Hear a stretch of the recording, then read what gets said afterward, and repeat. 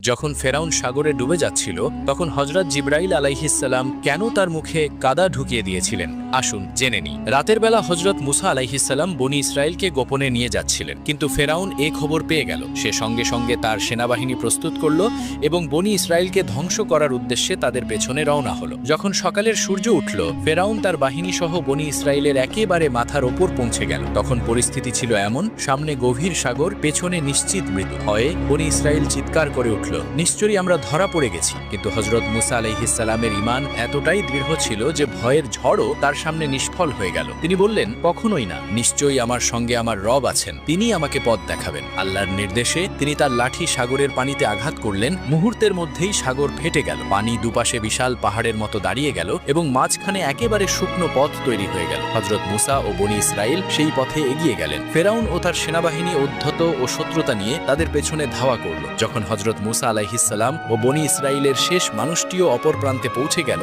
তখন আল্লাহ পানি আবার একত্রিত করে দিলেন এবং সবাইকে ডুবিয়ে দিলেন। ডুবে যাওয়ার মুহূর্তে ফেরাউন বলল, আমি ঈমান আনলাম যে তিনি ছাড়া আর কোনো উপাস্য নেই যার ওপর বনি ইসরায়েল ঈমান এনেছে, আর আমি অনুগতদের অন্তর্ভুক্ত। যখন হযরত জিবরাইল আলাইহিসসালাম এটি দেখলেন, তখন তিনি সাগর থেকে কাদা তুলে ফেরাউনের মুখে ভরতে লাগলেন, এই ভয়ে যে সে যদি তওবার শব্দগুলো উচ্চারণ করে ফেলে তবে কোথাও আল্লাহর অসীম রহমত তার কাছে পৌঁছে না যায়। আল্লাহর এই অপরিসীম রহমতের জন্য আপনি কি